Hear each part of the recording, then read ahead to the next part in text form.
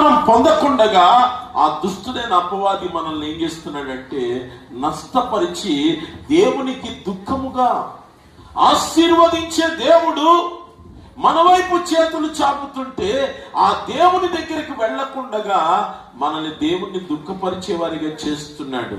ఆ విషయాలు మనం మానుకోవాలి. ఆ విషయాలు మనం వినువాడు ఏమవుతాడంట? రక్షణ పొందుతాడు. ఆ వినే మాట క్రీస్తు గురించే ఉండాలి. విన్న మాటను నీ హృదయంలో భద్రం చేసుకోవాలి. భద్రం చేసుకున్న నీవు ఆ విన్న వాక్యమును బట్టి నీ జీవితాన్ని సరిచేసుకోవాలి. సరిచేసుకున్న నీవు దేవుని సన్నిధిలో ప్రార్థించాలి. ప్రార్థించిన నీ జీవితాన్ని దేవుడు అత్యధికంగా ఆశీర్వదించబోతున్నాడు. వినాలి, హృదయంలో భద్రం చేసుకోవాలి, జీవితాన్ని